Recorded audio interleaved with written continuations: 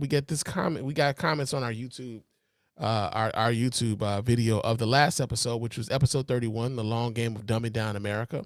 And we get this comment here. This comes from Reggie.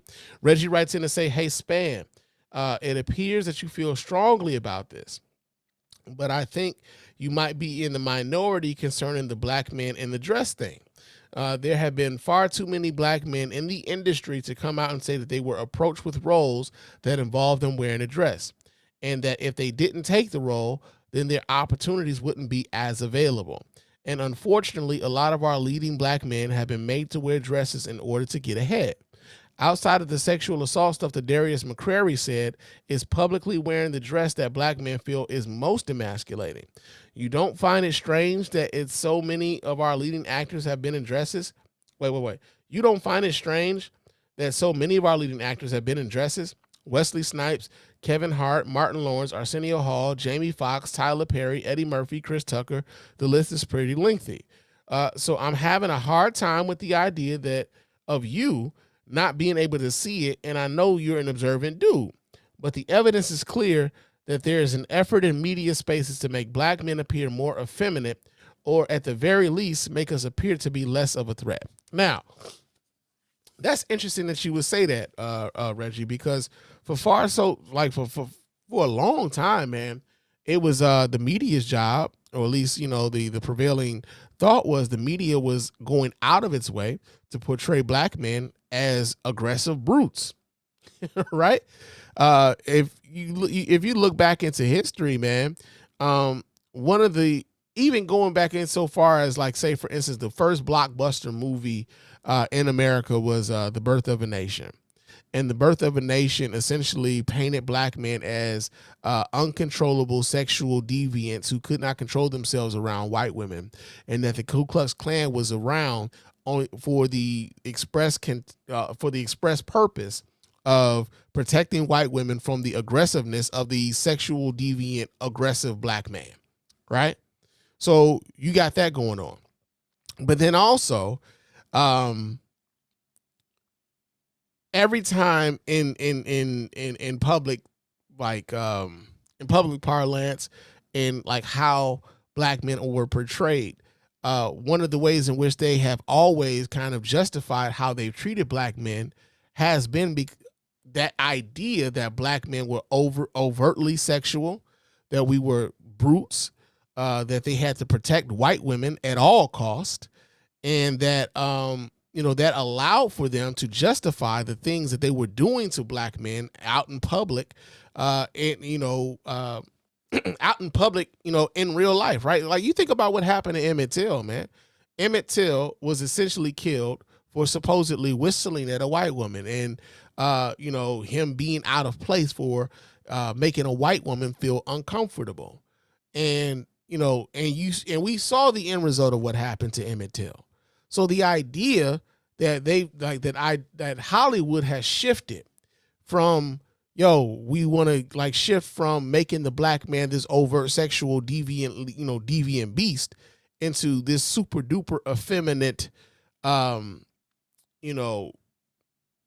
clown, so to speak. I don't know where we pinpoint where that change happens, right? I don't know where we pinpoint where that change happens. That's one thing. The other thing is that most of the names on this list you gave, so I'm reading here, it says, I see Wesley Snipes, Kevin Hart, Martin Lawrence is a comedian, Kevin Hart is a comedian, Arsenio Hall is a comedian, Jamie Foxx is a comedian, Tyler Perry plays Medea in a comedic role, Eddie Murphy played Mama, like the Clumps, he played the grandma and the Mama Clump in a comedic role. Chris Tucker, I know you probably are talking about his role in The Fifth Element. Most of those guys are comedians, bruh. And they were playing that role as in comedic spaces. So one of the things that I've heard this conversation too many times. Actually, I'm a little tired of the conversation, to be quite frank with you, right? I think that the conversation is a bit reductive. I think it's also showing, brothers' lack of exposure, and also just it's it's one of those conversations where, like, if you're surrounded by people who are continuing to talk about this silly shit, then you will therefore continue to talk about this silly shit too. That's why they say birds of a feather flock together, right? So if you're surrounded by some of these conversations and you don't have any other way in which to express yourself, or you're not exposed to any other lines of thinking, then you're susceptible to believing some of the shit. But you said, you know, our leading guys. And so one of the things I was thinking about when I first saw this comment was, first things first, I think y'all are wrong, right? Because Denzel Washington, right? Denzel Washington is one of our leading black actors out right now. I'm still searching for the role in which Denzel Washington was out here wearing a dress. Real talk, I'm still searching for that one. Let me see. I got a list here, like, and these are some of our more prominent black actors. Morgan Freeman. You ever seen Morgan Freeman walking around in a dress in a movie? I mean, Morgan Freeman was the voice of God at one point in one of these movies, and he does a lot of voiceover work for the Nature Channel and stuff like that, Discovery and stuff. I've never seen Morgan Freeman rock a dress. Samuel L. Jackson. Have you ever seen Samuel L. Jackson in a fucking dress? I'm still searching for people who can find. If you can find an image of Samuel L. Jackson in a role where he had to wear a dress, please, somebody let me know. How about Chadwick Boseman? Chadwick Boseman played a whole lot of different characters. I've never seen Chadwick Boseman in a dress, right? Never, not once. Have I ever seen him do that? He's one of our more prominent black actors. How about Lawrence Fishburne, man? Have you ever seen Lawrence Fishburne rock a dress in any role he's ever played, in any movie we've ever seen him in? Lawrence Fishburne was a goddamn child actor at one point. I don't think I've ever seen Lawrence Fishburne rocking a dress. How about Forrest Whitaker, man? Have you ever seen Forrest Whitaker walking around in a dress in any role in a movie, right? Now, these are some of our more prominent, respected, critically acclaimed actors. I've never seen these dudes walking around in dresses in movie roles, right? How about James Earl Jones? James Earl Jones was the fucking voice of Darth Vader. You think he had to wear a dress in order to get that role? To voice Darth Vader? You think that happened to James Earl Jones? I don't think so. How about Danny Glover, right? Danny Glover, I ain't never seen Danny Glover wear no dress, man. Danny Glover is you know, world renowned, critically acclaimed, been in blockbuster movies, had action movies with fucking Mel Gibson. I mean, we all know Mel Gibson is a raging racist now, but we didn't know that shit then. Excuse me, but we didn't see Danny Glover in no damn dress. I mean, some of y'all give Will Smith a lot of shit for his role in 6 Degrees of Separation, but we ain't never seen Will Smith in no dress, man. We've never seen Will Smith in no dress for a movie role. How about Sidney Poitier, man? I've never seen Sidney Poitier in a movie role that required him to wear a dress. So I'm listing all of these dudes. Don Cheadle, we never saw him either. Michael B. Jordan is a new leading man. I don't think we've ever seen Michael B. Jordan in a dress, right? So now I'm naming all of these dudes for the express purpose to push back on the idea that everybody who's made it in Hollywood had to put on their dress in order to emasculate black men, right?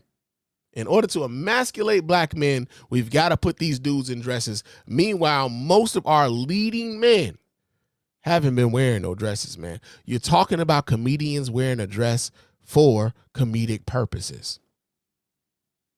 And I don't know why one guy wearing a dress for a comedic role somehow emasculates all of us, right? I don't understand that how y'all come to that conclusion.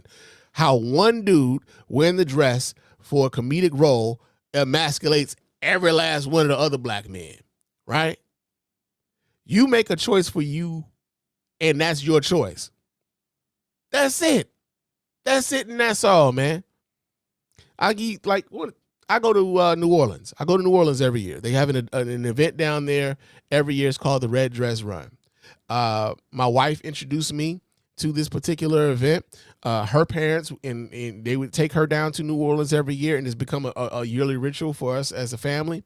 And every year I go down to this Red Dress Run, and every year is thousands of dudes down there wearing dresses. White men, black men, Asian men, Indian men, or I'm sorry, Native American men, along with the women who are a part of the, part of the event, right? So they got the race, and then they got like the day party that's like just one big drunken shit going on in the French Quarter, right? Now, I go down there every year, and no, I do not wear a dress when I'm down there. I wear a red t-shirt in solidarity, but I don't judge the motherfuckers who do got on a dress, man, because they down there to have a good time. And they having a good time down there. Trust me, I know. Right? I have a good time when I'm down there too, which is why we continue to go every fucking year, right? So we have a good time down there, but never did I think that this dude's wearing of a dress made me less of a dude, man. Made me less of a man. That's stupid. That's stupid.